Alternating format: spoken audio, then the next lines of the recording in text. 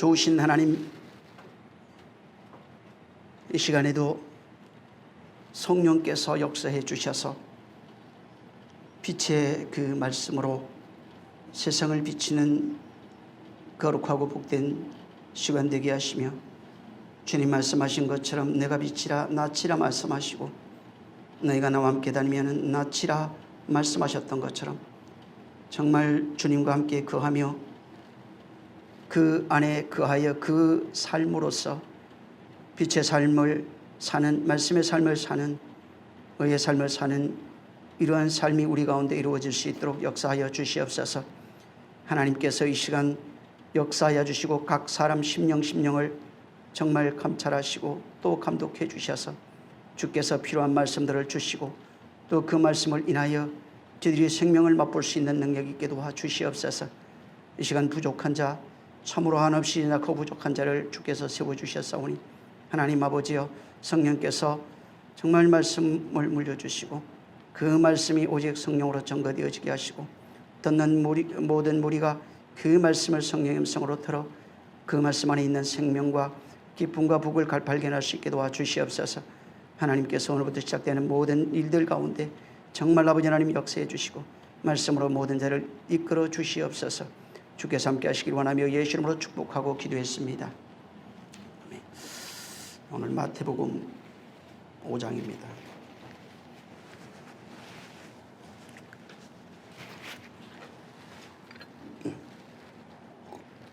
1절부터 12절을 같이 읽습니다.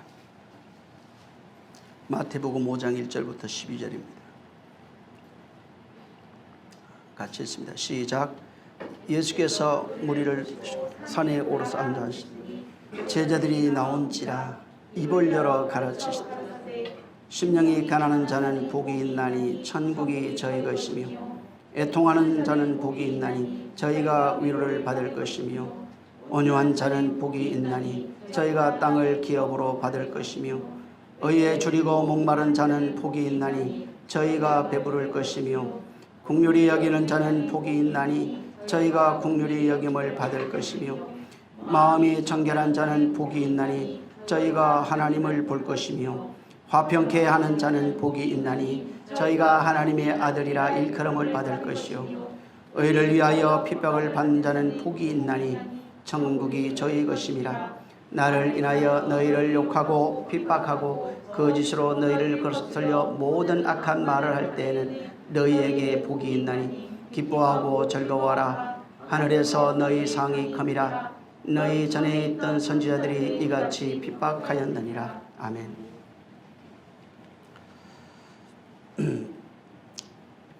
오늘부터는 제가 이 산상수원에 대한 얘기를 좀 하려고 합니다. 이것은 저도 다 깨닫고 하는 것이 아니고 깨달은 만큼 여러분들에게 같이 나눌 것이고, 근데 이것을 통해서 여러분들이 성경이 아마 보일 겁니다. 창세기에 있던 것들이 겹쳐져 있어요, 이게. 그래서 정말 중요한 내용이고, 그러니까 여러분들이 말씀을 듣고 성경을 통해서 꼭 확인하시기 바랍니다. 확인하시고 정말 성경에 있는 것들이 내 안에서 이루어질 때는 엄청난 파괴력이 있어요. 지난 주간에도 감사한 것은 아마 매일 울었던 것 같아요, 제 기억에. 왜 그러냐면은 계속해서 그 말씀들이 말씀이에요. 그냥 뭐 소리 이런 게 아니고 말씀이 계속해서 울리고 또 그 말씀의 세계를 보게 했어요.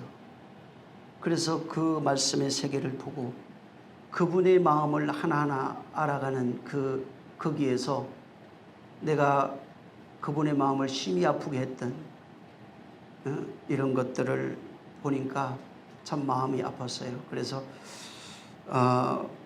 정말 알지 못하고 했던 많은 일들이 결국은 그분을 살해하는 자가 되어 있다는 저 자신을 보는 겁니다.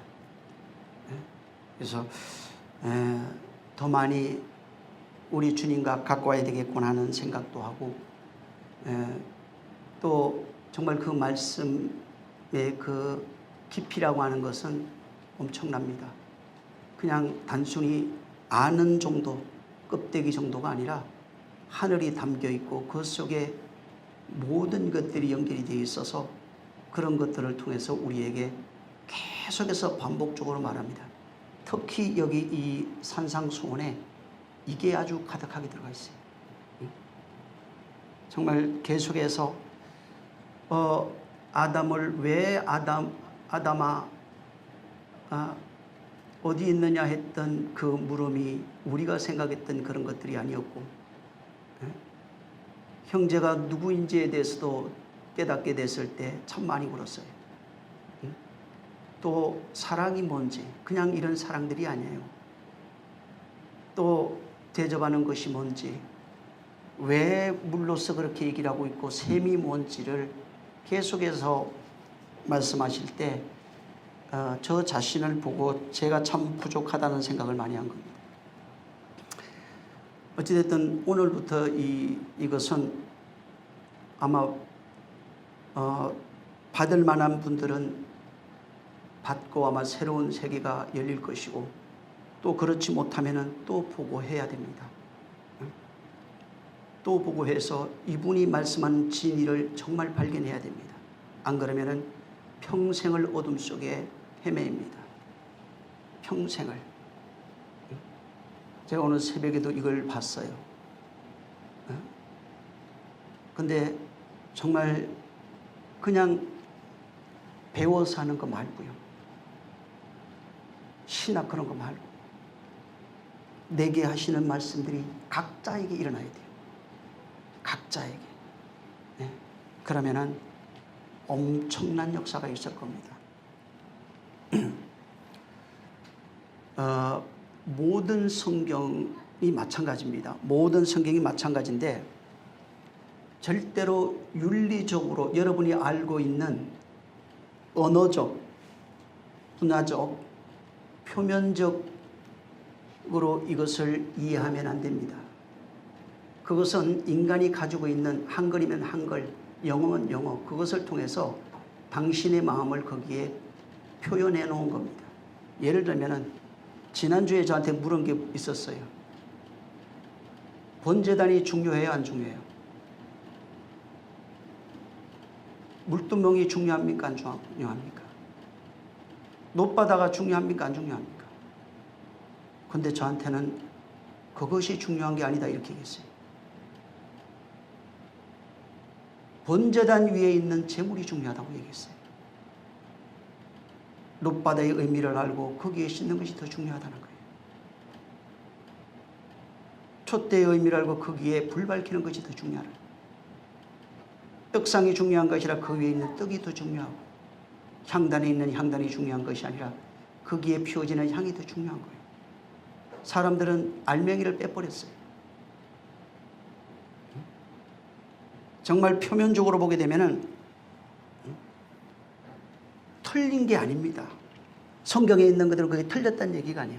육으로도 얼마든지 살인하지 말라, 여러분 얘기 있죠. 육체로도 살인하지 말라가 맞습니다. 그게 틀렸다 그러면 안 돼요. 마음으로도 미워하는 살인하지 말아야 됩니다. 그것도 맞아요. 근데 영으로도 살인하지 말아야 돼요. 그러니까 틀린 것이 아니라 좀 더 깊은 것을 보고 그 말씀의 진리를 깨달아서 그 안에서 담아서 우리에게 주고자 하시는 그것을 발견해야 되는 것입니다. 그래서 만약에 표면적으로만 보게 되면은 인류 역사 이야기가 되고 이스라엘 역사 이야기가 됩니다. 그러면은 보편적 언어로 바뀌어버려요. 근데 실상은 물으면 아는 것이 없어요. 말할 수 있는 것이 없어요.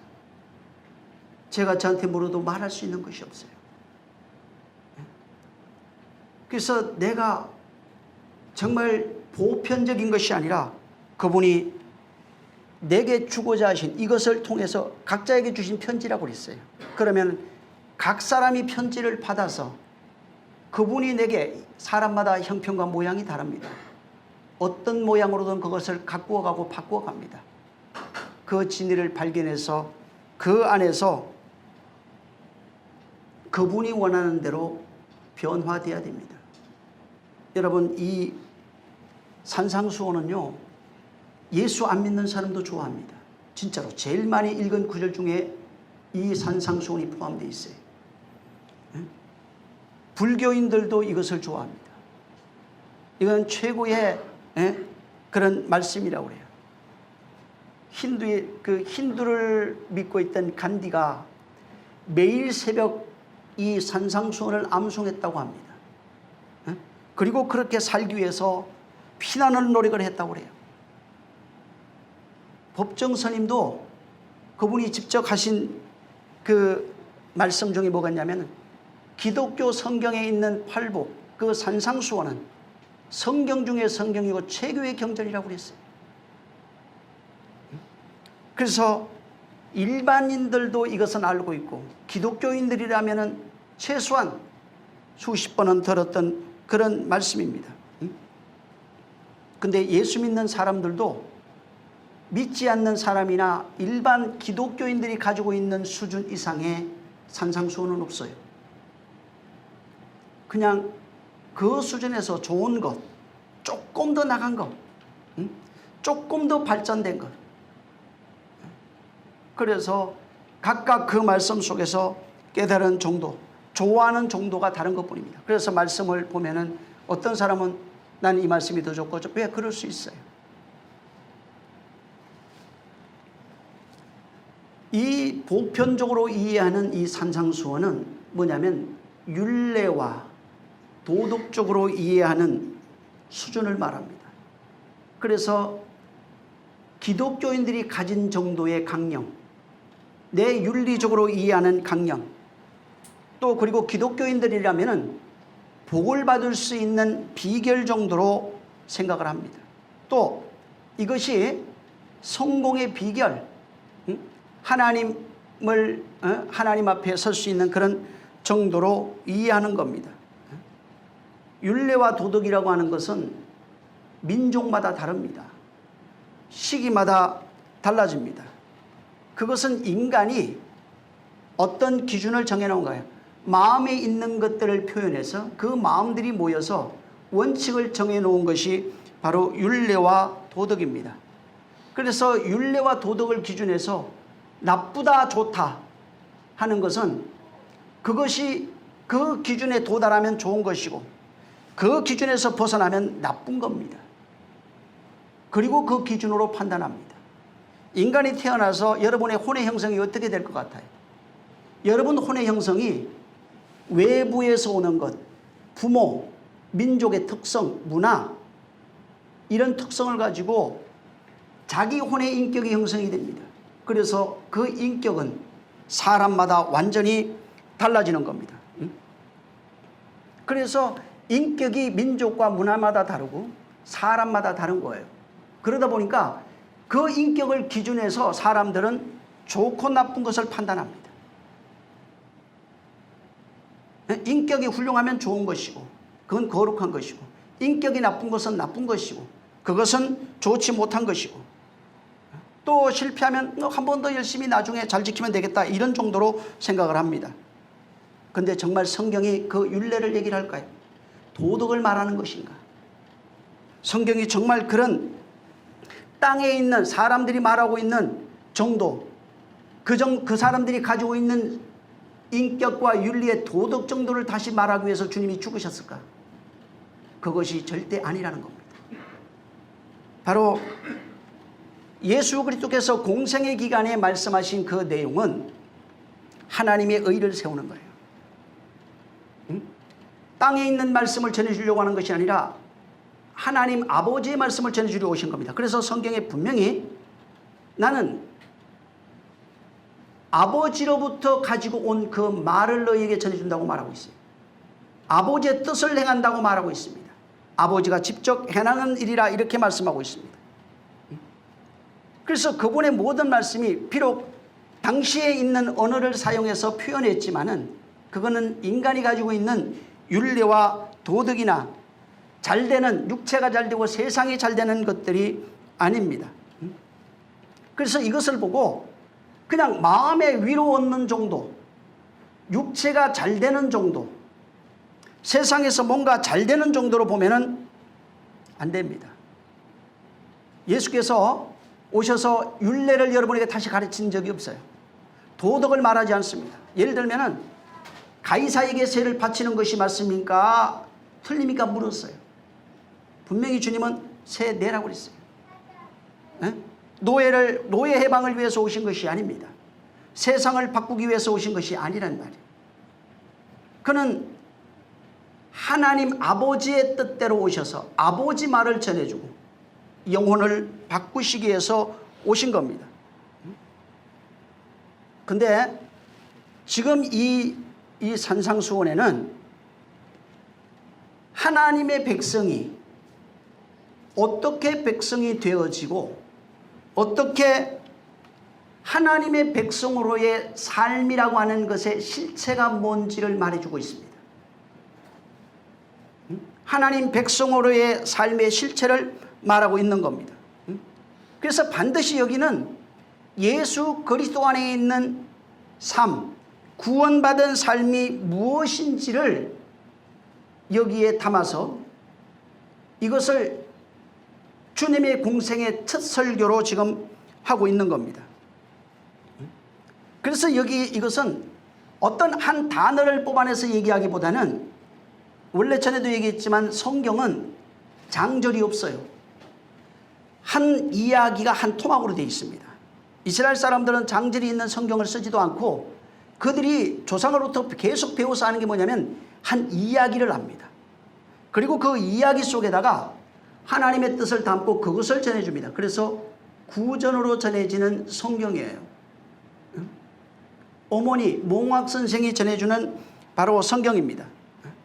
그래서 여기에 이 문맥 속에 하나님께서 말씀하시는 그 내용을 담고 있어요. 근데 이거를 알기 위해서는 4장을 한번 봐야 돼요.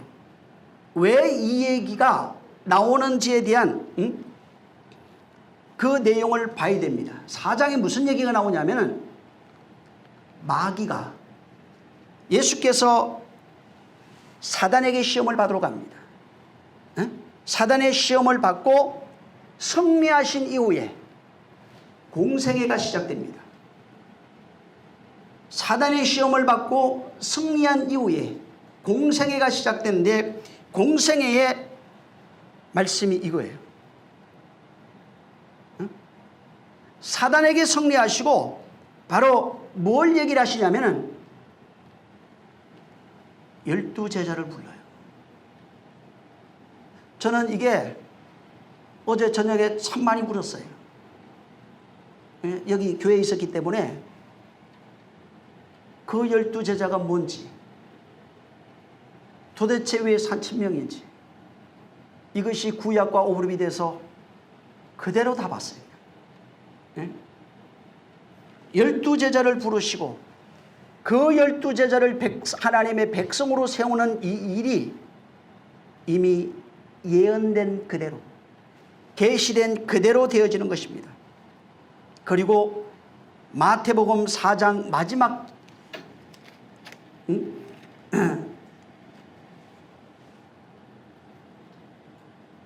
23절, 그냥 이게 시간이 없어서 제가 말씀드리는 거예요. 여러분이 이거 다 원래는 봐야 됩니다. 23절부터 25절 한번 읽어보세요. 시작.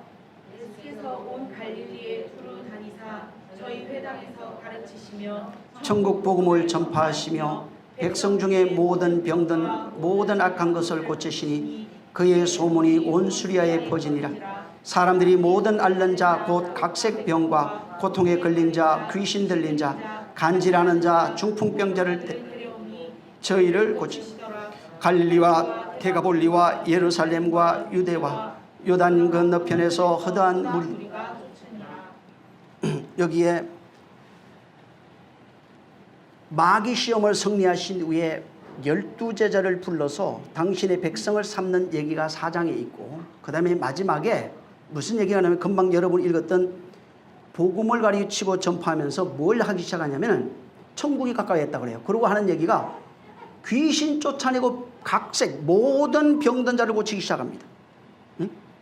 여기 분명히 23절에 천국에 대하여 천국 복음을 전파했어요. 응? 그리고 백성 중에 모든 병과 모든 병과 모든 약한 것을 고칩니다. 그 다음에 24절에 각종 병들을 고치기 시작합니다. 응? 또 고통당하는 자, 그리고 귀신 들린 자, 간질하는 자, 중풍병자 이런 자들을 그가 다 고쳤어요. 그러니까 사람들이 어마어마하게 따라옵니다. 여러분 여기 지금 보세요. 아까 얘기했죠. 주님이 지금 뭘 가르친 거예요? 천국 복음을 말하기 시작하는 거예요. 그러면 그분의 말씀이 땅의 것이 아니라는 것을 우리가 알 수 있잖아요. 천국 복음을 말하기 시작하는 겁니다. 그가 천국 복음을 가르치기 시작하는 겁니다. 근데 여기에 천국 복음이 가르쳐지는데 복음이 나타나기 시작하니까 어떤 현상이 일어나기 시작하면은 병든 자, 모든 병든 자, 병에서 고통받는 자, 귀신 들린 자, 모든 자들이 고침을 받는다고 하는 이것을 여기에 기록해 놨어요. 근데 이것을 보고 갈릴리부터 데가볼리, 예루살렘, 유대야 온 요단 건너편에서 수많은 사람들이 쫓아오기 시작합니다. 여러분 장절로 보지 마세요. 지금 5장 1절인데 여기에 따라오니까, 주님이 따라오니까 사람들이, 무리가 지금 따라왔어요. 따라오니까 예수께서 따라오는 여기 갈릴리와 데가볼리와 예루살렘, 유대, 요단 건너편에서 허다한 수많은 무리가 따라오니까 그들을 보시고 산에 올라가 앉으시니 제자들이 나온지라 이렇게 되어 있습니다. 여기에 산에 너무나 많은 사람이 오차니까 산에 올라갔어요. 거기에 앉았는데 제자들이 나온지라고 하는 이 단어를 보면은 가장 가까이 접근하다, 또 혹은 끌어당기다 하는 뜻이 있어요. 그러니까 주님 바로 바로 앞에 있는 자들이 제자들입니다. 그리고 거기서 산상수훈을 말씀하기 시작합니다. 이것은 이사야 2장 3절이 이루어지는 내용이 여기 다 들어가 있어요. 미가서 4장 2절이 완성돼 버립니다. 그리고 이 그림을 보면은 예수님이 이렇게 있고 제자가 바로 가까이 앞에 있어요. 그 다음에 무리는 좀 떨어져 앉았어요. 전부 다. 제자들만 그 주변에 앉은 겁니다. 자, 4장에 여기에 모든 병든 자들이 고침을 받습니다. 그리고 병 고친 것을 보고 주님 앞으로 다가온 거예요. 근데 여기에 분명히 뭐라고 되어 있냐면 23절의 4장 천국 복음을 전파했어요. 자, 보세요. 주님은 지금 천국 복음을 전해줬어요. 막 전파하고 있는데 그것이 전파되니까 병든 자, 각생 모든 병든 자들이 왔는데 그 병에서 노임을 받은 겁니다. 자, 천국 복음이 전파되니까 모든 병에서 노임을 받습니다. 천국 복음이 전파되니까 모든 병에서 노임을 받습니다. 모든 병이 어디서 왔어요? 선악과 먹은 결과의 현상들입니다. 선악과 먹은 그 아담이 선악과 먹고 죽은 그 결과 병이 오고 저주가 오고 고통이 왔습니다. 그래서 사망이라는 것은 볼 수 없지만 사망의 모형이 가시적 정상으로, 병으로, 귀신 들림으로, 또 혹은 저주로 이렇게 나타나는 것입니다. 근데 여기서 천국 복음이 전파되고 있어요. 무슨 얘기냐면은 천국 복음이 전파되니까 아담의 죄 아래에 놓여있던 자들이 가시적으로 그 병이 나버리는 거예요. 무슨 얘기를 해주고 싶으냐면은 천국 복음은 아담의 죄 아래에 있는 자들을 완전케 한다고 하는 것을 여기에 담고 있는 겁니다. 4장 23절부터 바로 천국을 통해서 아담 아래에 있는 모든 자들, 아담의 사망과 저주와 병 아래에 있는 모든 자들이 회복된다고 하는 것을 여기에서 바로 말하고 있는 거예요. 그래서 모든 자, 계속 모든이라고 하는 단어를 all 이렇게 쓰고 있는데 모든이라고 하는 단어를 쓰면서 그들이 전부 다 나았다고 하는 거예요. 천국 복음이 전거되면은 각색병, 모든 병, 모든 저주, 모든 고통에서 살아난다고 하는 것을 이 4장 마지막에 말해주고 있어요. 4장 마지막에 말해주고 있습니다. 그래서 주님이 여기에, 근데 문제가 있어요. 주님은 분명히 천국 복음을 전해주고 있어요. 근데 이 군중들이 왜 따라왔을까? 주님이 이와 같은 얘기가 계속 반복됩니다. 오병이어도 마찬가지고 칠병이어도 마찬가지고, 계속해서 반복됩니다. 여기도 같은 내용이 담겨져 있어요. 많은 군중들이 천국 복음을 전했는데 주님은 그리고 병 고쳐줬어요. 근데 사람들은 천국 복음에 관심이 없어요. 보여지는 현상에 관심이 있어요. 병 나은 것에 관심이 있어요. 그래서 병 고침으로 말미암아 병을 고친 그 진리가 있다 이 말이에요. 병을 고친 그 의도, 병이 왜 나았는지 그 병을 고치는 것을 통해서 그 안에 담겨 있는 것을 사람들은 하나도 못 봤어요. 그리고 병 고치는 것만 알고 귀신 나가는 것만 보고 고통에서 해방되는 눈에 보이는 현상에 집착했어요. 그래서 그것을 보고 사람들은 천국이라는 것을 잊어버리고 그냥 눈에 보이는 것, 병 낫는 것, 고침받는 것, 고통에서 해방되는 바로 이런 것을 발견하지 못하고 그들이 그 현상만 보고 주님을 따라온 것입니다. 이스라엘은 천국에 대한 오해를 가지고 있어요. 이 산상수훈은 잘못된 메시아 사상을 갖고 있는 유대인들, 이스라엘 사람들, 바로 천국에 대한 오해와 곡해로 똘똘 뭉쳐있는 그 이스라엘 백성들에게 천국이 무엇인지를 설명해 주는 내용입니다. 아무것도 알지 못하고 진리를 발견하지 못하고 따라오는, 진리를 발견하지 못하고 주님 앞에 몰려오는 그들을 아시고 천국이 뭔 줄 아느냐, 천국에 대하여 그들에 대해서 설명하는 겁니다. 유대인들이 가지고 있는 메시아 사상은 여러분이 생각하는 그런 메시아 사상이 아닙니다. 유대인들이 가지고 있는 메시아 사상은 다윗 왕과 같은 위대한 왕이 나와서 이스라엘 백성을 구원하는데 로마의 압제에서 정치적으로 군사적으로 힘으로써 그 로마의 압제에서 우리를 구원해서 메시아만의 왕국, 이스라엘만의 왕국, 시오니즘을 건설하는 이스라엘의 대통령, 신의 자녀들이 되는 그런 왕국을 건설하는 그것으로 생각한 겁니다. 그래서 이스라엘이 가지고 있는 천국과는 내세가 아닙니다. 세속적이에요. 이 땅에서 가지고 있는 겁니다. 그래서 천국이 오면은, 천국의 주인인 메시아가 오면 천국이 이루어질 것이고, 이 땅에 천국이 이루어지면은 자기들은 바로 신의 백성이 된다고 하는 그런 꿈을 가지고 있었단 말이에요. 그래서 바로 그들이 가지고 있는 메시아가는 우리는 선민이기에 그 메시아가 오시게 되면 내 소원이 이루어진다. 특별히 선택된 선민이 된다.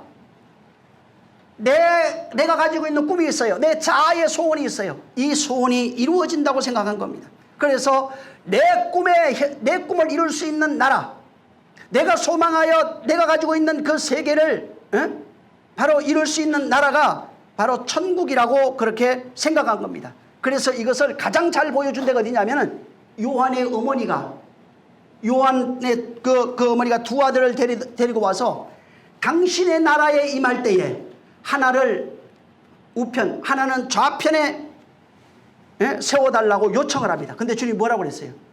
너는 네가 구하는 것을 지금 알지 못한다. 마태복음 20장 20절에서 21절에 있어요. 그 여자가 네가 구하는 것을 알지 못한다. 왜 그러냐면은 주님이 말하는 것은 천국을 지금 말해주고 있는데 이 사람이 요구하는 것은 당신의 나라가 이 땅에 완성이 되면은 여기에서 내 아들을 좌의정 우의정 시켜 주시옵소서라고 한 그 얘기를 한 겁니다. 그래서 이스라엘 사람들이 잘못 가지고 있는 이 메시아관, 이 메시아관을 그런 메시아관을 가지고 있는데 어느 날 예수님이 오신 거예요. 그리고 예수님이 천국 복음을 전했는데 여기는 우리가 이렇게 써놨어요. 천국 복음을 예수께서 온 갈릴리에 돌아다니며 저희 회당에서 가르치시며 천국 복음을 전파하시며, 이게 천국 복음이다 이렇게 말한 게 아니에요. 천국 복음을 전파했다고 그 기자가 쓴 겁니다. 예수님이 말씀이 천국 복음, 내가 지금부터 하는 말이 천국 복음이야 잘 들어 이렇게 얘기한 게 아니에요. 천국 복음을 전한 거예요. 그런데 사람들은 자기가 가지고 있는 그 메시아관을 가지고 있어요. 천국관을 가지고 있어요. 그래서 그 천국관에다가 어느 날 예수님이 오셔서 병 고치고 이적을 행하는 것을 봤다 이 말이에요. 그러니까 수없이 많은 사람들이 주님에게 몰려오기 시작한 거예요. 그래서 주님은 그들을 보고 안타까운 마음에 천국에 대해서 다시 설명하는 것입니다. 제가 이 서두를 이렇게 하는 이유는 이걸 알아야 앞으로 되어지는 이 얘기를 여러분 이해할 수 있어요. 바로 이 천국 복음을 전하는 이 마태복음 이 5장에 나온 팔복은 인간의 이성, 윤리, 도덕, 또한 인간의 행위를 완전히 초월합니다. 완전히 초월하고 하나님의 나라가 인간의 너희 안에 혼인데 하나님의 나라가 어떻게 네 혼에 들어오는지를 설명하고 있습니다. 하나님의 나라가 어떻게 들어와서 어떻게 완성되어지는 것을 말하고 있는 겁니다. 그런데 이 일의 시작이 어디서부터 시작됐느냐 하면은 여러분들은 지금 이 마태복음에서 보고 있는데 이것은 신의 산에서 시작됐어요. 응? 이것은 여기서 시작된 게 아닙니다. 바로 지금 하나님의 나라, 잘못 알고 있는 하나님의 나라에 대한 것을 주님이 설명해 주는데 그것이 너희 혼에 어떻게 들어와서 어떻게 완성이 되어지고 는 것을 말하고 있고, 이것을 바로 구약에 있는 신의 산의 모세율법을 통해서 이것을 이해시키고 있어요. 거기에서 일어난 것들을 바로 말하고 있는 겁니다. 다시 말하면은 잘못된 메시아관을 가지고 있는 그들이 어디에 지금 장악되어 있냐면은 신의 산 모세로 말미암아 주신 율법에 의해서 모든 이스라엘과 유대인들이 정복당해 있어요. 그 아래 매여 있는 겁니다. 유대인들의 혼은 율법 아래 매여 있어요. 그들을 주관하는 것이 뭐냐면 율법입니다. 그들이 판단하는 도구는 율법입니다. 그들이 사람을 죽이는 도구도 율법입니다. 모든 것이 율법의 기준이 되어서 판단과 삶과 모든 것을 징치하는 것의 기준이 율법이에요. 근데 그 율법이 어디 있느냐면은 이 사람들은 육체의 예법은 되었지만은 혼이라고 하는 생각에 신비에 새기질 못하고 혼이라고 하는 생각에 지식으로 담고 있었어요. 그래서 이 마음에 있는 혼에 있는 그 율법이 있는데 여러분 팔복을 들으면 율법이 박살이 나버려요. 이 팔복을 제대로 알기 시작하면 바로 이 율법에 대하여 죽게 됩니다. 예수께서 왜 율법에 대하여 죽는지를 발견하게 됩니다. 또 예수께서 왜 예수가 율법의 완성이라고 했는지, 율법에 대하여 죽는지, 왜 죽어야 하는지를 전부 다 발견합니다. 여기에는 혼이 율법의 생각으로 율법의 지식으로 꽉 차 있는 그 혼이 죽어야 하고, 그 다음에 예수께서 천국 복음으로 말미암아 전해지는 이 진리로 완성되어지는 것을 여기에 담고 있는 겁니다. 그래서 여기는 이 팔복을 통해서 완전히 옛사람이 죽고 새 사람으로 다시 사는 이것을 말하는 겁니다. 여러분 지금 여기에 예수님이 산에 올라갑니다. 예수님이 이 산에 올라가서 구약에 이 신약의 산이 두 개가 있어요. 신약에는 두 개의 산이 나와요. 이 산상수훈의 산과 변화산에 올라가신 산이 나옵니다. 구약에도 두 개가 나와요. 시내산과 호렙산인데 같은 산입니다. 사실은 한 산입니다. 구약에 하나님께서 모세를 시내산으로 부릅니다. 시내산으로 불러서 거기에서 모세에게 하나님께서 율법을 전해줍니다. 자, 예수님이 산에 올라갑니다. 모세야 산으로 올라오라 이렇게 말씀합니다. 올라갔어요. 근데 거기에서 하나님이 직접 그에게 율법을 줍니다. 지금 예수님이 다시 산에 올라갑니다. 산에 올라가서 거기에서 제자들이 나옵니다. 같은 모양이 반복되고 있는 거예요. 응? 산에 올라가서 하나님이 친히 그를 불러 모세에게 율법을 줍니다. 예수님도 산에 올라가서 제자들을 부르더만 12제자가 12지파예요. 그 모형이에요. 전부 다. 부르더만 제자들에게 말씀을 선포합니다. 구약의 시내산에서는 율법이 선포되는 산이고 이 신약에 예수님이 올라가선 이 변화산, 이 산상수훈을 말씀한 다른 산입니다. 여기에서 구약에서 율법의 구약 시내산에서 선포된 율법이 예수님이 올라가신 이 다른 산에서 진리의 법으로 말미암아 예수 그리스도는 율법을 완성하는 것이지만은 우리는 율법에 대하여 죽게 만들어버리는 거예요. 그래서 시내산에서는 모세가 하나님의 말씀을 듣습니다. 그리고 모든 이스라엘은 그 말씀으로 지배받습니다. 그런데 신약의 예수님은 다른 산에 올라가셔서 구약의 율법으로 말미암아 사람들이 그 아래 저주받고 있는 그들을 이 말씀으로 그것을 부수고, 다시 말하면 혼을 부수고, 옛 언약을 부수고 새 언약으로 나올 수 있도록 은혜와 진리의 법을 선포하는 산이 이 산이에요. 여기서 은혜와 진리의 법이 선포되기 시작합니다. 여러분, 과거 이스라엘이 애굽이 있죠. 애굽에서 어린 양을 잡아서 피 흘립니다. 잘 생각해 보세요. 어린 양을 잡아서 피 흘립니다. 그리고 그때 무슨 일이 생기냐면은 문 안에 있는 사람은 사는데, 피를 바른 문설주 안에 있는 사람은 사는데 문 밖에 있는 모든 사람의 장자가 다 죽어요. 언약 밖에 있는 모든 사람들이 장자가 다 죽어요. 거기에 분명히 양의 피로서 구원받는 사건을 기록해놨어요. 그리고 그 일이 일어난 후에 홍해를 건너갑니다. 이거는 여러분이 잘 아는 얘기예요. 근데 바울은 이 홍해를 건너가는 사건에 대해서 뭐라고 기록하고 있냐면은 우리 조상들이 구름과 바다에서 전부 다 침례받았다 이렇게 기록합니다. 고린도전서 10장 1절 2절에 보면은 우리의 조상들이 바다 홍해에서 전부 다 침례받았다 이렇게 얘기합니다. 이 홍해는 애굽은 세상의 힘을 상징합니다. 세상 임금을 상징합니다. 근데 세상의 왕, 세상의 바로가 신이에요. 세상 신, 그 다음에 그들의 힘, 세상이 가지고 있는 가장 강력한 군대, 권세를 가지고 있는 그들이 홍해 도하 사건에서 이스라엘 백성은 살아나는데 그들은 모두 죽어버려요. 세상의 모든 것들이 죽어요.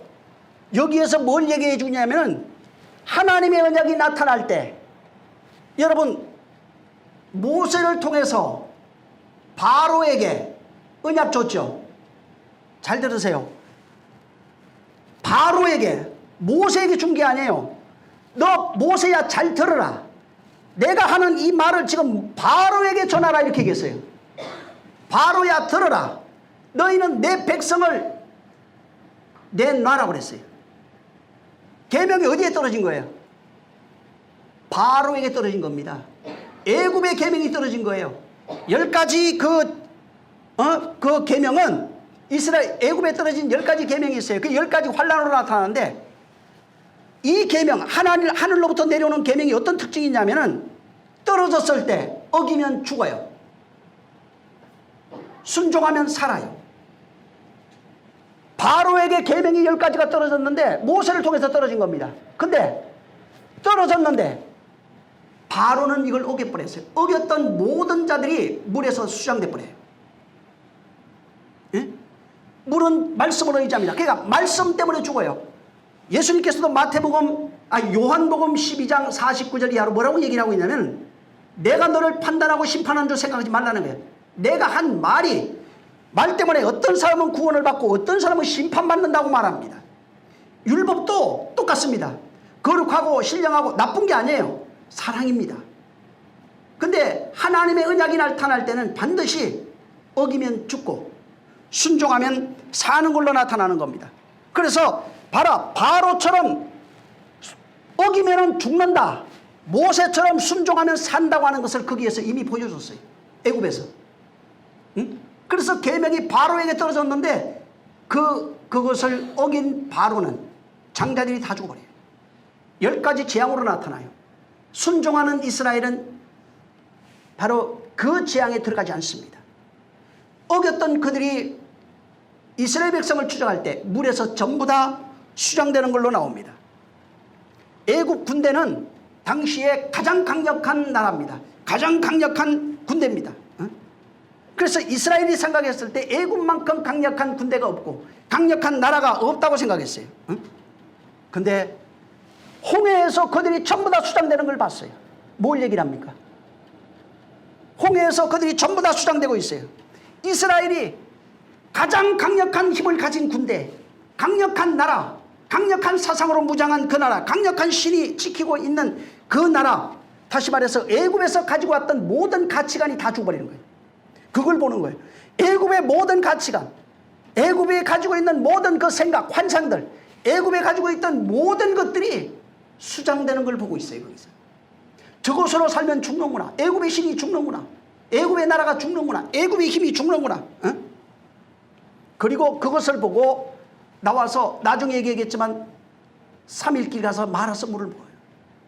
자, 그리고 그때부터 광야로 나와서 40년의 기간을 보냅니다. 40년의 기간이 뭐냐면 자아, 창을 가지고 있는, 하나님을 찌르고 있는 자아, 혼을 죽이는 기간이에요. 혼이 죽는 기간입니다.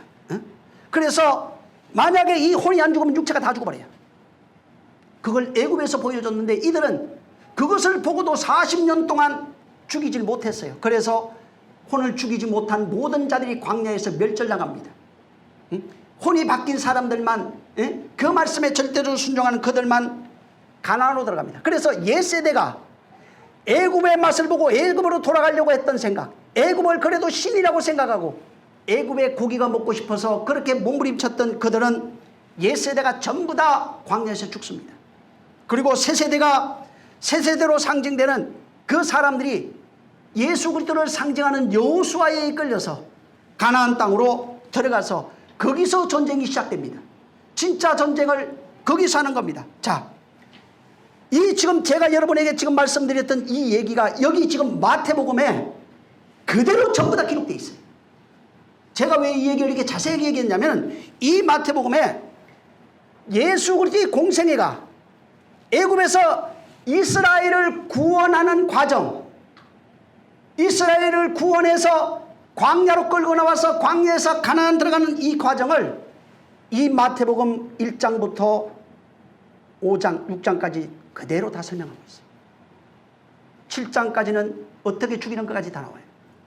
여기에 이것을 반복해서 나옵니다. 자, 여러분, 이스라엘을 어디서 끄집어냈어요? 이스라엘을 어디서 끄집어낸 거예요? 애굽이죠. 근데 애굽에 누가 보내요? 누구를 보내요? 모세 보내죠. 마태복음 2장 보세요. 13, 14절을 읽어보세요.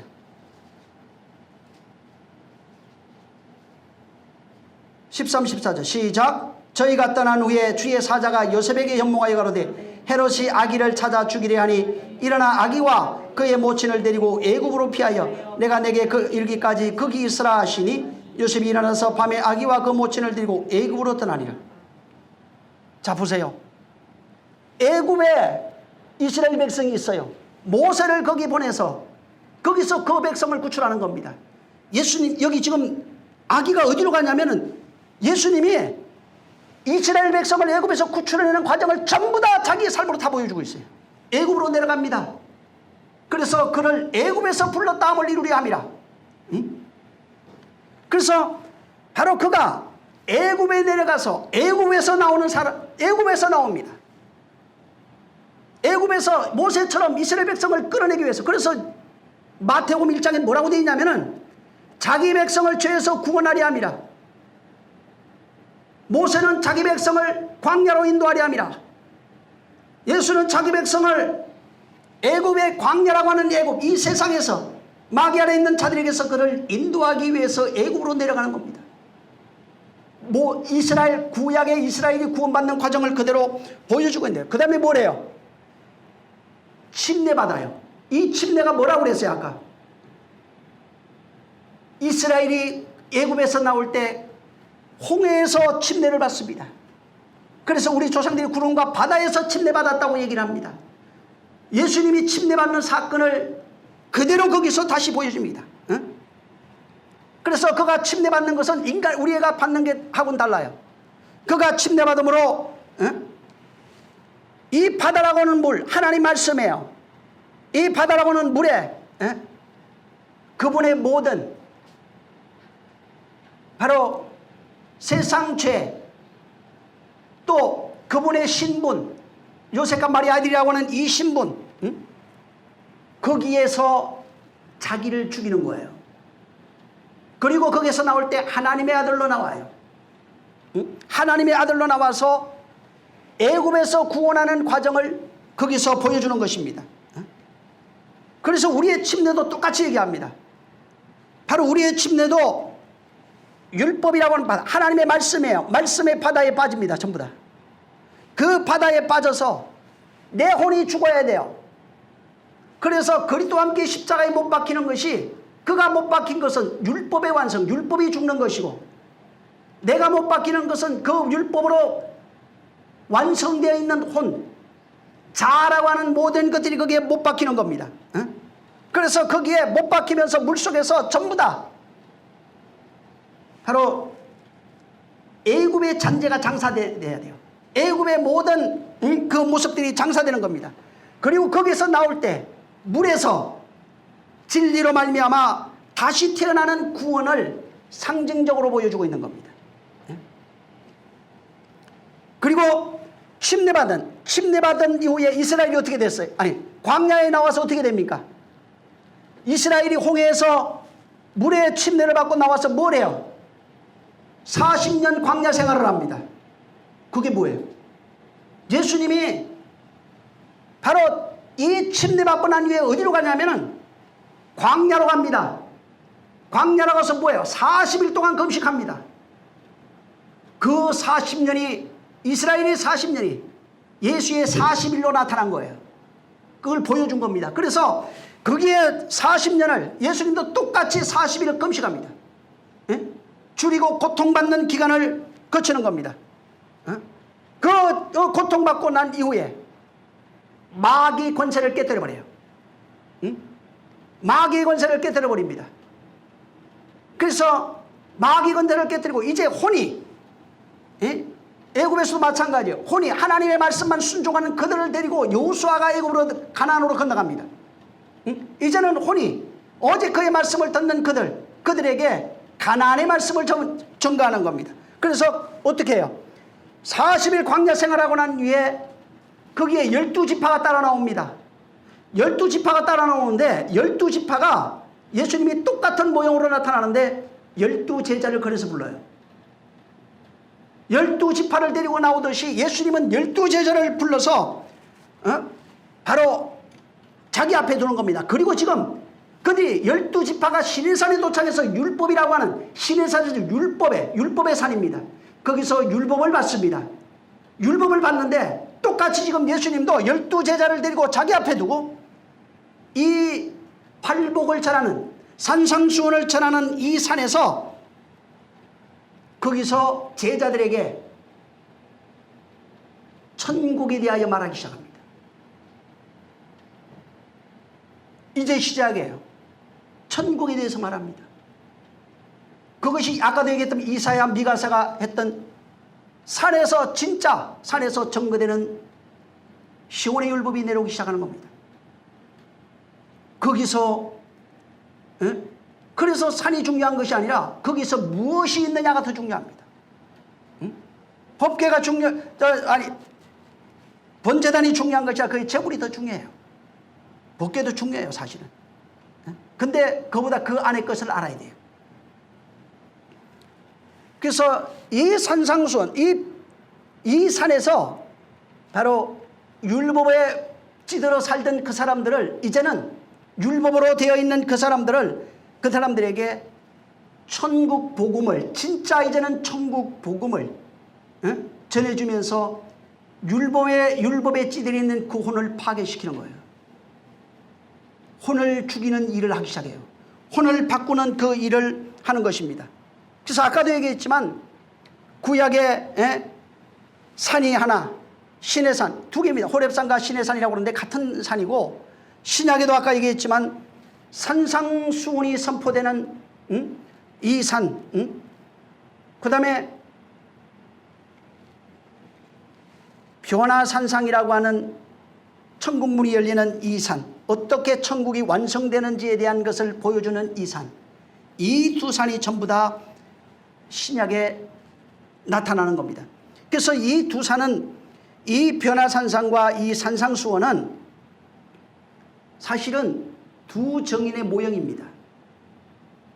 두 정인을 모형하고 있어요. 여러분 두 정인을 쳐가지고 한번 쭉 찾아보세요.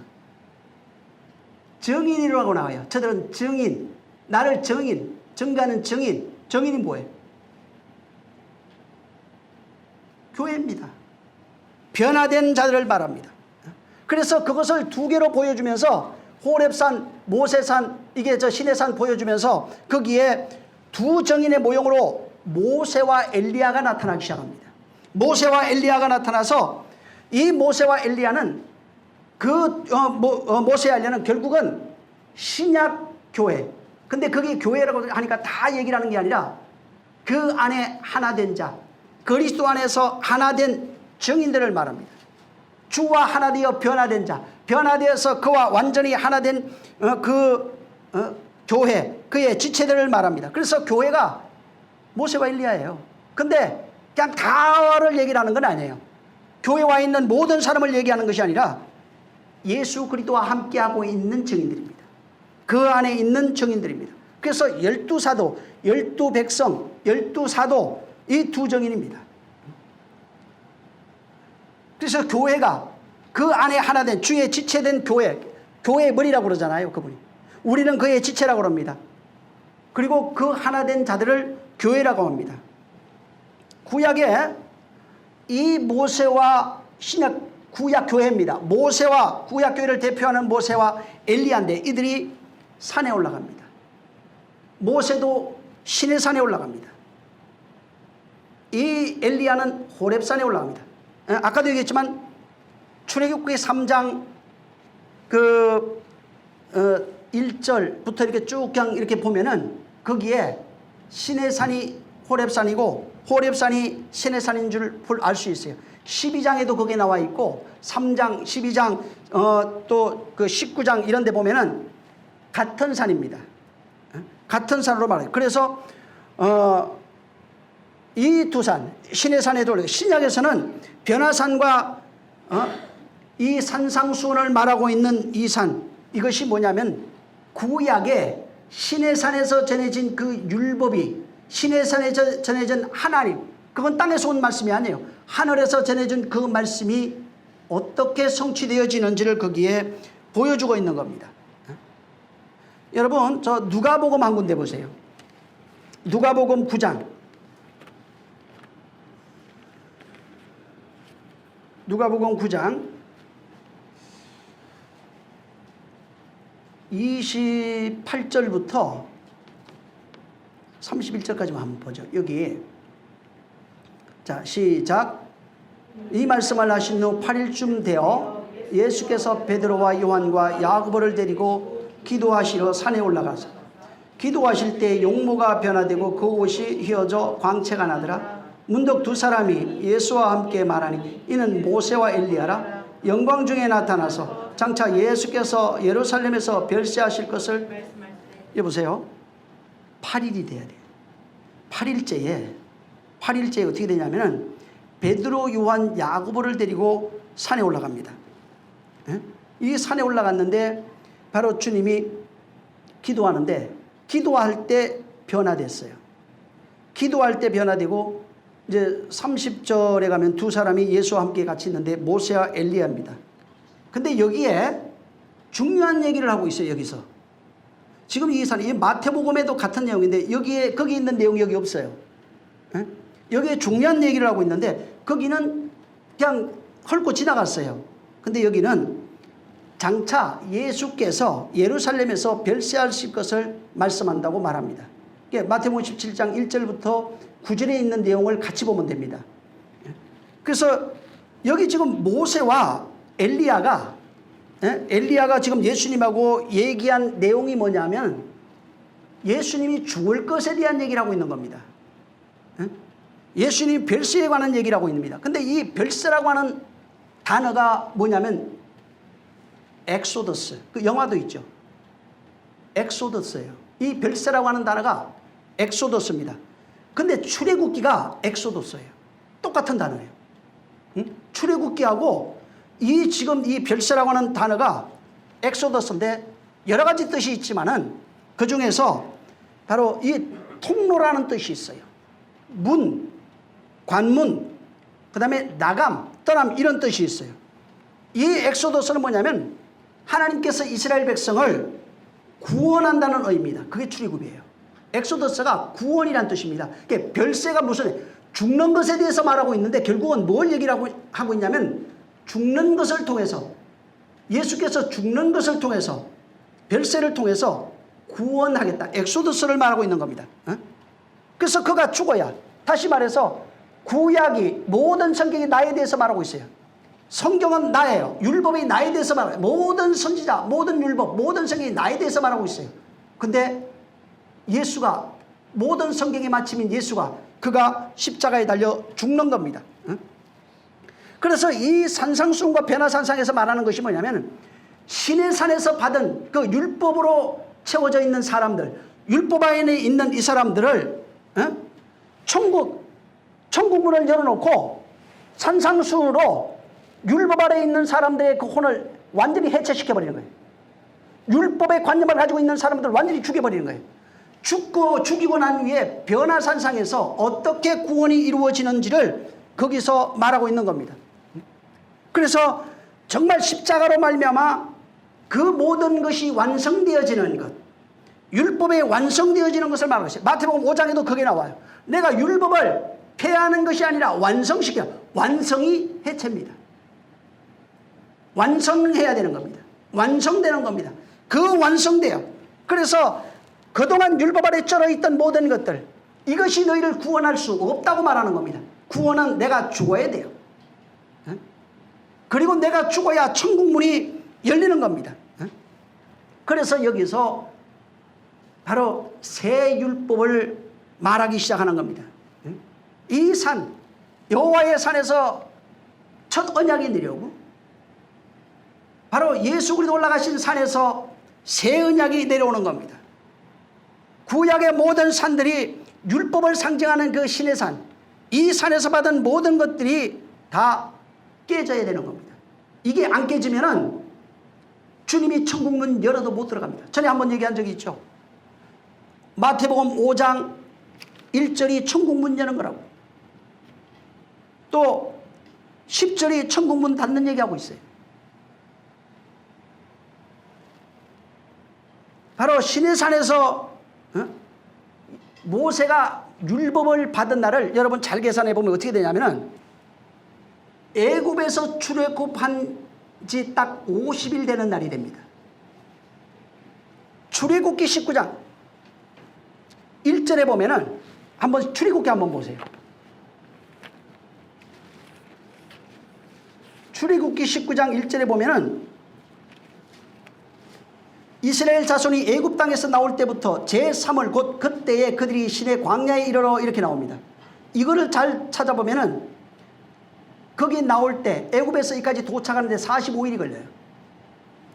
그리고 10절 그 11절에 보면은 여호와께서 모세에게 이르시되 너는 백성에게 가서 오늘 내일 이틀이에요.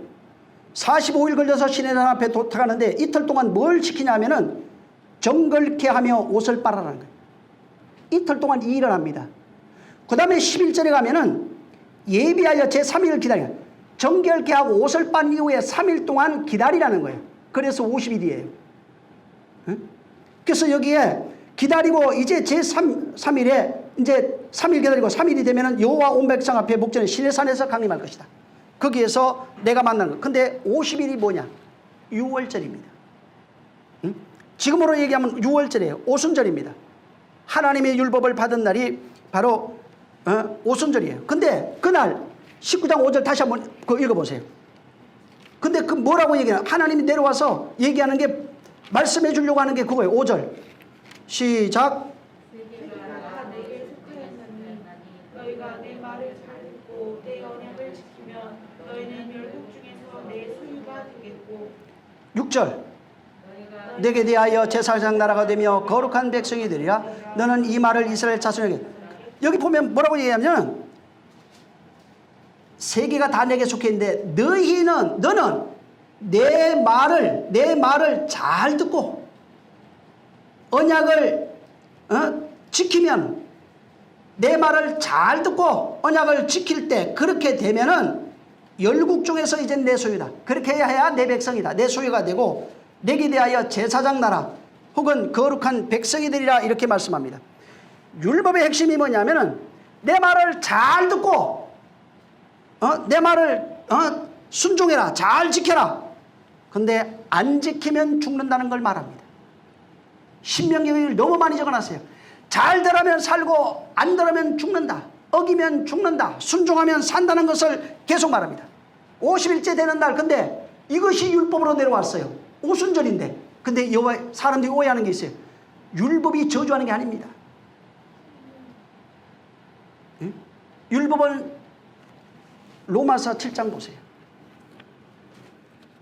로마서 7장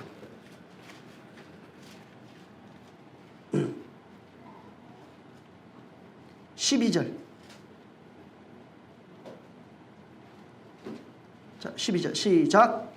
이로건대 율법도 거룩하며 계명도 거룩하며 의로우며 선하도다. 14절 시작. 우리가 율법은 신령한 줄 알거니와 나는 육신에 속하여 죄 아래 팔렸도다. 보세요. 율법이 거룩하고 신령하고 아름답고 의로운 겁니다.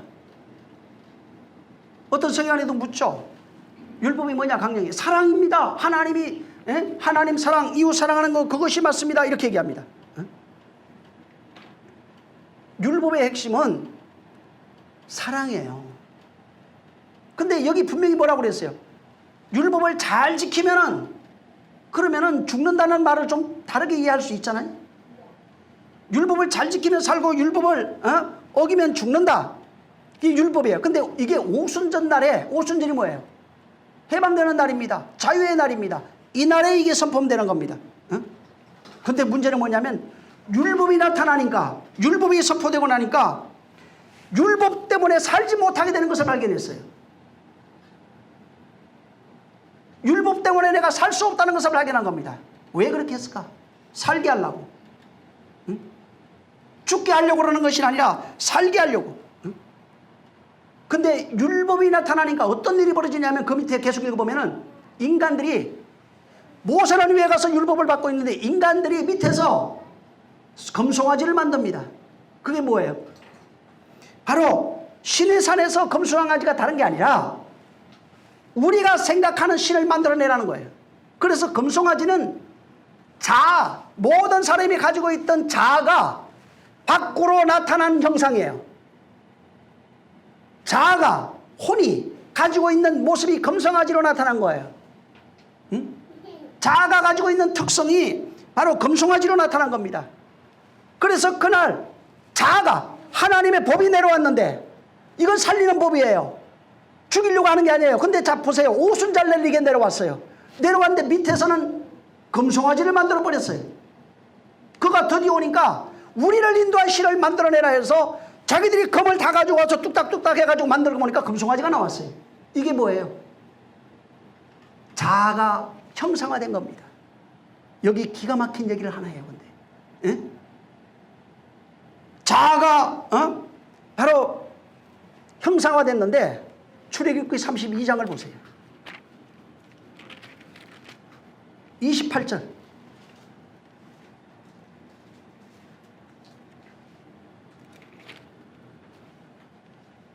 시작. 레위 자손이 모세의 말들을 밤에 이날의 백성 중에 3,000명 가량이 죽인 바. 자 보세요. 법이 오는데 나도 내가 너를 심판한다고 생각하지 마라. 내가 한 마리 너를 심판하리라고 그랬어요. 근데 이 법이 살리려고 내려왔는데 이 살리려고 내려온 법을 자아가, 자기 혼이 창으로 찔러버렸어요. 하나님은 형상을 만들어서 이게 우리 신이다 하면서 하나님을 모독했어요. 그래서 거기에 하나님과 자아의 충돌이 일어났어요. 거기서 누가 죽었냐면 하나님이 죽은 게 아니라 인간이 3,000명이 죽어요. 하나님의 말씀이 선포되는, 살리려는 말씀이 선포되는데 요한복음 3장 16절에 영생을 건유일하신 하나님이 세상을 이처럼 사랑하사 독생자를 주셨으니 저를 믿는 자마다 영생을 얻는다고 말합니다. 18절에 안 믿으면 죽어요. 16절에는 영생을 얻지만 18절에는 죽어요. 그가 죽이는 것이 아니라 내 말 때문에 죽는다는 거예요. 네가 그 말에, 죽이는 말에 갇혀서 죽는다는 거예요. 이날 오순절에 하늘로부터 살리는 말씀이 내려오는데 자기 자아가 하나님을 대적해요. 하나님 말씀을 창으로 찔러버려요. 끊임없이 찔러요. 오늘날 교회에서 일어나고 있어요. 찌르는데 자기가 죽는지 몰라요. 근데 죽어요. 이 자아가 신을 죽였어요. 충돌이 났어요. 근데 그날 여기 창세기 32장 28절에 3,000명이 죽어요. 왜 3,000명일까?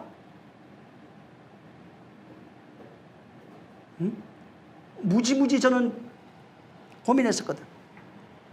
사도행전 보세요. 2장. 사도행전 2장 11절. 계속 역사는 반복됩니다. 다시 얘기해주고 있어요. 같은 일이 반복돼요 지금. 근데 하나는 살고 하나는 죽어요. 32장 죄송해요. 41절 죄송합니다. 시작. 그 말을 듣는 사람들은 침례를 받음에 이날의 제자의 수가 3,000이나 더하더라. 베드로가 설교하고 천국 복음을 전합니다. 그날에 하늘에 온 말을 똑같이 봤는데 한쪽에는 3,000명이 죽고 한쪽에는 3,000명이 살아납니다. 네? 한쪽에는 3,000명이 죽고 한쪽에는 3,000명이 살아나요. 율법이 왔을 때 율법이 정죄하는 것은 자아입니다. 율법은 죄를 드러내요. 죄를 발견하게 만듭니다. 죄를 발견하게 해서 어떻게 하냐면 하나님 나 좀 살려주세요 해서 무릎 꿇게 하는 거예요. 근데 죄를 발견하는 것이 아니라 자아로 그 말씀과 충돌해 버리면 내가 죽어요. 그게 불순종이에요. 자아가 하나님 말씀과 충돌하는 게 불순종이에요. 그게 죽어요. 자기 영혼이 진짜 죽어요. 근데 그걸 몰라요. 법이 내려올 때 내가 그 얘기를 이해했어요. 지난 주간에. 정말 이 천국 복음 이렇게 귀한 것을 이걸 함부로 얘기할 수 없겠구나. 왜 그러냐면 그분이 모독당해요. 그분이 모독당하면 문제가 뭐냐면은 그 사람이 죽어요.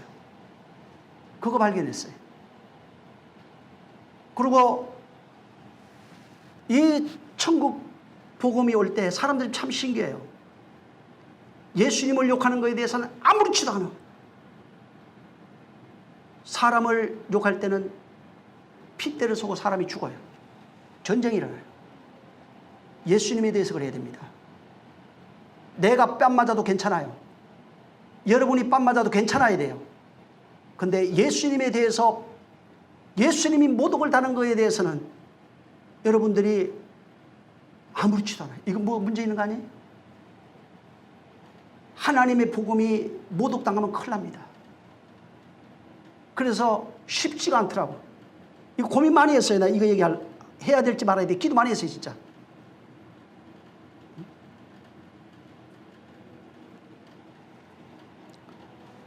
율법의 눈이 뭐냐면은, 율법의 눈이라고 하는 것은 인간의 속성, 인간의 자아를 드러냅니다. 인간의 속성을 드러냅니다. 그래서 율법의 눈이 비치게 되면 어떤 현상이 일어나냐면, 너 죄인이다 이렇게 나와요. 그 다음에 너 지금 우상숭배자야 이렇게 말합니다. 율법에 딱 비치기 시작하면, 율법이라고 하는 하나님의 빛에, 그것도 광선이에요. 하늘에서 내려온 빛인데 이 빛으로 사람들을 막 비추기 시작하면은 어둠에 숨겨있던 것들이 다 드러나는데, 너 죄인이야, 너 우상숭배자야, 너 살인자야. 그래서 율법이 뭐냐면은, 아담이 에덴 동산에 선악과 먹고 난 이후에 이 자아의 모습을 너무나도 선명하게 칼라로 다 보여줘 버려요. 너무나도 선명하게 칼라로 다 보여요. 그래서 율법이 정의하는 것이 뭐냐면, 결국은 너는 죄인이다 말하면서 네가 신이 되었다 이렇게 말합니다. 그 신과 하나님이 충돌하고 있는 거예요. 자라고 하는 신과 하나님이 충돌하고 있는 거예요. 그래서 네가 바로 우상 숭배자다, 네가 신이 된 자다, 이것을 계속해서 가르쳐 줍니다. 선악과 먹은 인간은 전부 다 신이 돼 있어요. 누구 말도 안 듣습니다. 내가 신이 되어서 내가 결정하고 내가 판단하고, 그건 하나님이 주신 판단이 아니거든. 내가 정지하고 내가 내 마음대로 이끌어가는 것이 율법 아래 정지만. 그래서 네가 율법 아래 있고자 하느냐, 있으라는 거예요. 바울도 얘기했어요. 있으라. 그러나 죽는다 이렇게 얘기했어요. 율법에서 자유하지 못하면 우리는 죽을 수밖에 없어요. 그래서 우상이 뭐냐면, 내 자아가 신의 모습으로 나타난 게 금송아지입니다. 그런데 그 율법은 그걸 깨우쳐주는 거예요. 율법이 신이 된 모습을 발견했어요. 법을 받기 전에는 안 죽었었을 거예요. 근데 율법이라고 하는 법이 내려왔을 때는 달라져요. 법 아래에 들어가기 시작하면 달라져요. 내가 의도한 바가 아니라도 그 법 아래에 있으면 그 법의 적용을 받아야 돼요. 한국에 태어났으면 한국법의 적용을 받아야 돼요. 내가 원치 않아도 받습니다. 미국에 가면 미국 법을 적용을 받는 겁니다. 그래서 인간이 생각하는 것을 율법 아래에 있으면 어떻게 되냐면, 신은 사랑의 신이야, 은혜의 신이야, 뭐 권능의 신이야. 여러분, 저 아테네 신들이 있어요. 중국의 신들도 굉장히 많이 있어요. 한국에도 있습니다. 로마 신들이 있어요. 신들이 뭐예요? 전부 다 내가 생각하는 자아, 내 혼이 생각하는 그것을 형상화로 만들어 놓고 제우스 신인이 해가지고 만들어낸 겁니다. 성경에도 썼으니 아스타로니 이런 것들이 나와요. 담무스니. 인간이 자기 자아가 형상화된 것들이에요. 전부 다. 그러나 그건 형상으로 나타난 것이지만, 형상으로 보이지 않는 신이 자기 자아를 지배하고 있어요. 그게 나예요. 율법이면 이것을 발견하고 있는 겁니다. 그래서 율법에 자기 자아가 형상으로 나타났을 땐 금송아지라고 하는 신이 나타나지만은, 아직 나타나지 않았을 때는, 금송아지 상태가 안 됐을 때는 마음속에 있는 자아예요. 그냥 똑같은 겁니다. 그때는 나타난 것 뿐이고, 그 금송아지는 안 나타난 것 뿐이에요. 근데 그것이 있다. 금송아지를 전부 다 품고 있는 거예요. 그래서 밖으로 보여진 것은 내 마음에 있는 게 나온 거예요. 그래서 말, 은행, 모든 행동이 뭐예요? 마음에 있는 것이 투영된 거라 이 말이에요. 그 율법이 뭘 비춰주느냐? 마음에 있는 것을 붙여주는 것, 바로 비춰주는 겁니다. 지금 신의 산에서 율법이 내려올 때 오순절에 똑같은 오순절이에요. 구약의 오순절에 율법이 내려왔을 때는 3,000명이 죽어요. 신약의 오순절에 성령이 내려와서 베드로가 이 은혜의 말씀, 진리의 말씀을 전할 때는 3,000명이 살아납니다.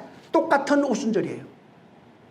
똑같은 오순절에 한쪽은 율법이 내려오고 똑같은 오순절에 한쪽은 은혜와 진리가 내려오고 한쪽은 율법 아래 있으면 망하게 돼 있고 진리 아래 있으면 살아나게 돼 있는 것입니다. 그래서 구약에는 율법 때문에 너희가 죽게 되고 죄를 발견하고 해서 죽게 되고 신약에서는 복음 때문에 내가 살아난다는 얘기를 하고 있는 겁니다.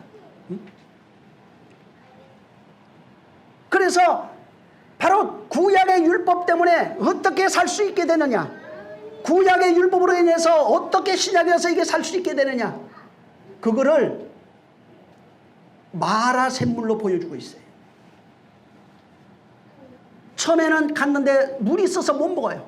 출애굽기 보면 3일 길을 가요. 광야에서 와서 3일 길을 갑니다. 반드시 3일 길 가요. 3일 길 가서 거기서 첫 대면한 것이 썩물이에요. 율법입니다. 근데 그 율법이라고 하는 그 마라 썩물에 나무가 하나 들어가요. 십자가입니다. 예수 그리스도를 말해요.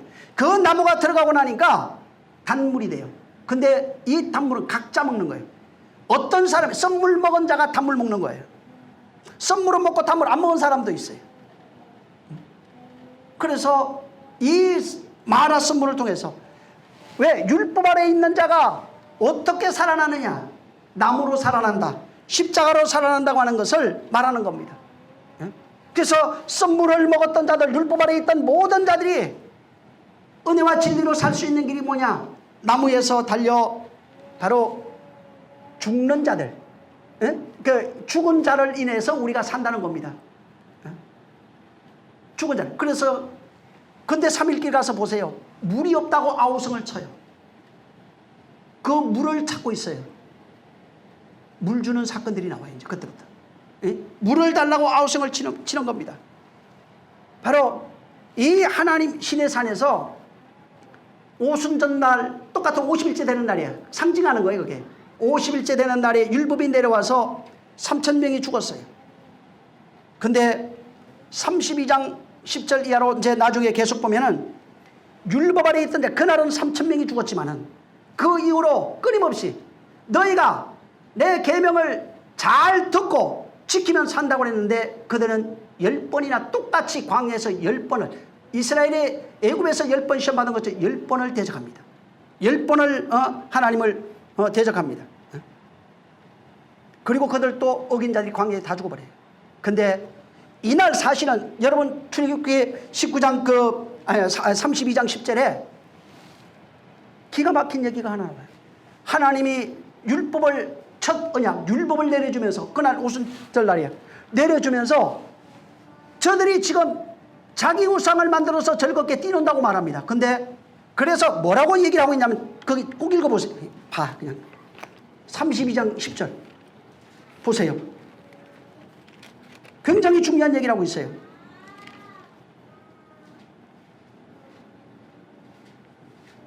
10절 시작. 그런즉 나대로 하게 하라. 내가 그들에게 진노하여 그들을 진멸하고 너로 큰 나라가 되게 하리라. 여보세요, 무슨 얘기냐? 앞에서부터 읽어봐야 되는데 우상 만든 걸 하나님이 아시고 내가 이 백성을 모세 가족만, 모세 고기만 지파만 놔두고 그 가족만 놔두고 그 족속만 놔두고 그날 완전히 다 썰어버리겠다고 그랬어요. 노아 홍수처럼 홍해처럼 완전히 그날 내가 다 썰어버리겠다. 근데 여기 기가 막힌 사건을 적어놓은 거예요.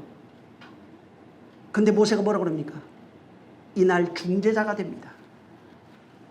그리 마옵소서하고 그 밑에 계속 읽어보면은 모세가 하나님과 이스라엘 사이에 중재자가 됩니다. 뭐라고 그러냐면은 죽이려면 저를 대신 죽이시옵소서 이 얘기를 해요. 그게 누구예요? 모세가 이스라엘과 하나님 사이에 중재자고, 죽이시려면 하나님께서 이렇게 끌고 오셨는데 죽이면 어떻게 되겠습니까? 다른 백성이, 다른 이방 민족이 뭐라고 얘기를 하겠습니까? 그리 마옵시고 만약에 그렇게 하시려면 나를 좀 죽여주시옵소서 그랬어요. 누굴 얘기를 하는 거예요? 예수 그리스도를 상징하는 겁니다. 하나님과 우리 사이의 중재자, 하나님이 다 썰어버려야 할 인간들, 그 중재자, 그 모세, 이스라엘 백성을 썰어버려야 하는데 모세가 중재자가 돼서 하나님의 마음을 돌이킨다 이 말. 이스라엘 이 모든 인류를 다 썰어버려야 하는데 예수 그리스도가 중재자가 돼서 죽이려면 나를 죽이시옵소서 하고 예수 그리스도가 죽어버리는 거예요. 그래서 모세의 시체 없어요. 응? 예수 그리스도는 죽음을 보지 않거든요. 그는 죽었다 살아났거든요. 그래서 모세의 시체를 발견할 수가 없어요. 왜? 같은 일을 했거든. 같은 일을 하고, 그래서 예수께서 십자가에 달려서 죽는 겁니다. 그래서 모세는 예수를 예표하고 있어요. 예수를 예표하는데 예수가 십자가에 달려 죽고 부활하는 거예요. 그래서 그는 죽음을 보지 않아요. 빈 무덤입니다. 그래서 모세도 빈 무덤이 돼야 돼요. 무덤이 없어야 돼요. 무덤을 발견할 수 있어야 돼요. 인간을 대신해서 하나님과 우리 사이에 화목제가 돼서 그분이 대신 죽었다 이 말이에요. 죽고 난 이후에 그는 부활로 하늘 들어가시는 겁니다. 그래서 신의 산과 산상수훈 사이에 누가 있는가? 그래서 예수님이 있는 거예요. 산에 앉아 있는 거예요. 신의 산과 율법이 내려온 신의 산과 산상수훈 사이에 예수 그리스도의 십자가가 있는 겁니다. 그가 마라 썩물에서 썩물과 단물 사이, 거기에 바로 그 나무가 존재하는 것과 똑같은 겁니다. 그래서 이제부터는 예수 그리스도의 십자가 때문에 그 진리로 살아가는 우리가 된 겁니다. 그 십자가 때문에 바로 이 산상수훈이라고 하는 이 복음이 천국을 잘못 이해하고 있는 그들에게 전거돼서 이 천국을 바로 알고 저희가 정말 이 천국 안에 들어오기를 간절히 바라신다 이 말. 그 사이에는 하나님과 우리 사이에는 십자가가 있는 거예요. 그래서 산상수훈은 다른 것이 아니라 율법과 은혜 사이에 예수 그리스도가 계시고, 율법에서 어떻게 바로 은혜로 넘어가서 천국의 삶을 살 수 있는지를 산상수훈을 통해서 보여주고 있어요. 바로 성경은 그냥 문자적인 이야기가 아니에요. 지금 주님의 말씀은 문자가 아닙니다.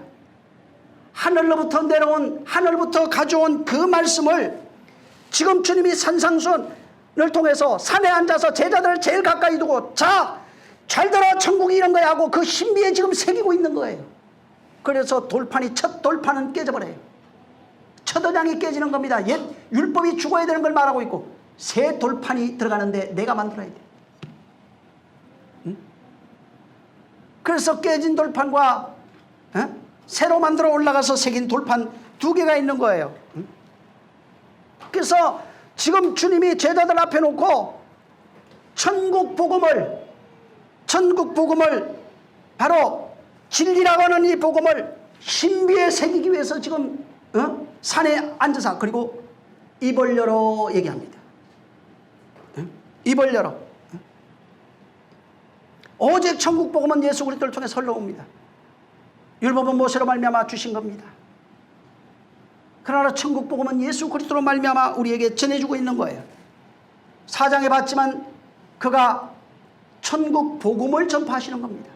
세상에 좋은 말 하러 오신 것이 아니에요. 그는 지금 성령으로 이 천국 복음을 모든 성도들 신비에 새기려고 하는 거예요. 근데 신비가 닫혀 있어요. 신비가 마비되어 있어요. 새길 수가 없어요. 내가 얘기했잖아요. 텅 빈 거, 나를 텅 빈 걸 봤다고. 그 다음에 텅 빈 게 내가 보이니까 보여요. 신비에 새겨지지 않는 것도 보여요. 그분이 지금 천국 복음을 말하고 있어요. 다음 시간에 이걸 알아야 돼. 그래서 한 번 더 얘기를 할게요. 이게 이 마태복음 5장 지금 여러분들이 이걸 모르면은 제가 지금 앞으로 얘기하는 것들을 이해하기가 어려워요. 그래서 정말 그분이 산에 올라가서 천국 복음, 똑같은 신의 산과 산상수훈 산입니다.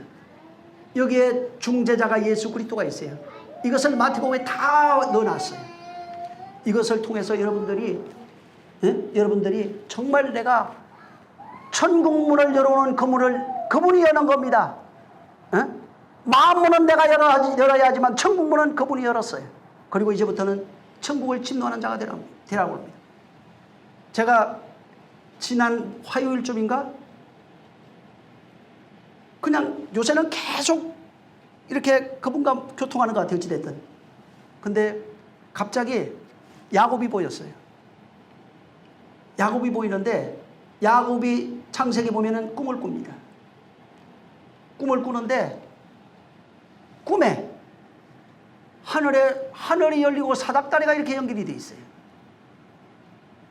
그리고 꿈을 깨고 난 뒤에 여기가 하나님의 집인갑다 해서 돌탑을 쌓습니다. 그리고 거기에 기름 붓고 성전이라고 선포합니다. 그게 뭐예요? 여러분, 사다리가 뭐예요? 사다리가 뭘 것 같아요? 제가 받은 건 사다리는 말씀이에요. 말씀이 하늘로 연결이 되는 겁니다. 근데 말씀이 없는 사람은 가다가 잘려 있어요. 다 올라갈 수가 없어요. 말씀의 사다리가 천국으로 연결이 돼요. 이 사다리는 예수 그리스도와 진리밖에, 은혜와 진리밖에 없어요. 근데 연결이 되면 어떻게 되면 오르락내리락 해요. 천사. 여러분들이에요. 우리입니다. 이렇게 말씀이 오르락내리락 해요. 거기가 오르락내리락하는 곳이 성전이에요. 어디예요? 마음이에요. 하늘의 말씀이 닿으면은 내 마음에서 성전이 되고 거기서 오르락내리락 하기 시작해요. 그러면서 거기에 여호와의 성전이 되어버립니다. 그것을 바울은 성령의 전이라고 고린도전서 3장 16절 17절에 말하고 있어요. 그분과 연결되지 않은 어떤 것들도, 그분이 말하지 않은 어떤 것들을 그분과 전혀 보장하지 않습니다. 오히려 그것이 거짓이고 도둑이에요. 난 너무 놀랐어요. 나중에 도둑도 알았어요. 거짓이 뭔지도. 응? 정말 하나님께서 나로 말미암지 않으면 아무것도 아니라 이 말이에요. 그분으로 말미암지 않은 어떤 것들도 아무것도 아니에요. 그러나 그분으로 함께하는 자는 엄청납니다. 그를 대적하면 죽어요. 그래서 뭐라고 해요? 지금은 안 죽어요. 지금 뭐 죽는다는 얘기가 아니에요. 너희를 핍박하는 건 나를 핍박하는 것이고, 너희를 욕하는 것은 나를 욕하는 것이고, 너희를 죽이는 것은 나를 죽이는 것이다. 자기 영혼이 책임져야 돼요. 네, 감사한 것은 정말 이런 것들이 예수 그리스도로 말미암아 우리에게 열어졌다는 것, 모든 자들에게 열어주고 있다는 것, 누구가 아니라 어떤 특별한 사람이 아니라 모든 자들, 사모하는 자들이 다 열리고 있다는 것, 이런 것에 너무나 감사하다. 다음 시간에 이어서 이 산상수훈에 대해서 조금 더 얘기할 겁니다. 서론 얘기해야 돼요. 이게 안 되면 들어갈 수가 없어요. 같이 기도하겠습니다. 기도할 때 하나님, 정말 오늘 들은 이 말씀들을 여러분 꼭 듣고 다시 한번 확인해 보세요. 없으면 믿지 마세요. 안 믿어도 돼. 성경에 있으면은 그거 하나님 나에게 확정 주세요. 제 말 믿지 마세요. 그분이 확정 주지 않는 거면 또 아니야. 정말 하나님 나를 좀 축복해 주셔서 진리 가운데로 인도해 달라고 기도하겠습니다. 좋으신 하나님, 우리 아버지, 정말 주님께서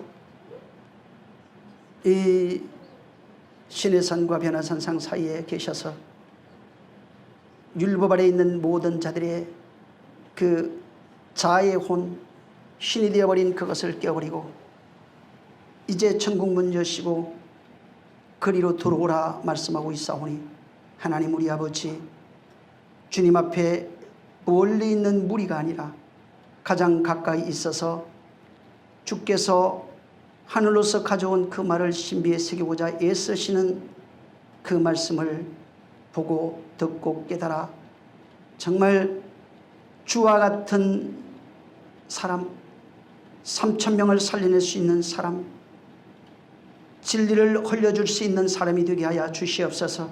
하나님 아버지, 아버지께서 함께해 주셔서 당신이 세상에 오셔서 공생의 기간 동안 보여주셨던 모든 것들이 모세를 통하여 애굽에서 이스라엘 백성을 출애굽하여 가나안까지 끌어갔던 모든 모습들이 담겨 있사오니, 아버지 하나님, 이 모습들을 보고 정말 우리는 율법에서, 죄와 사망의 법인 율법에서 해방되어 진리와 성령의 법으로 바로 우리가 참 자유한 자가 될 수 있도록 역사하여 주시옵소서.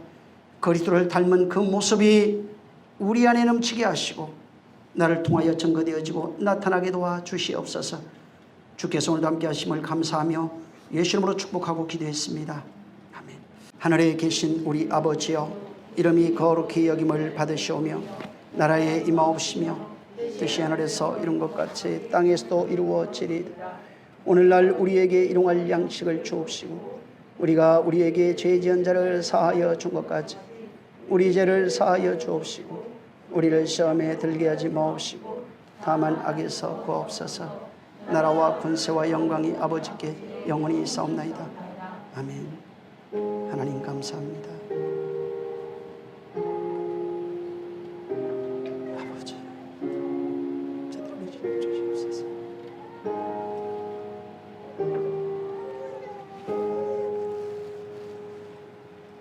자, 우리 모든 영광을 하나님께 돌리겠습니다.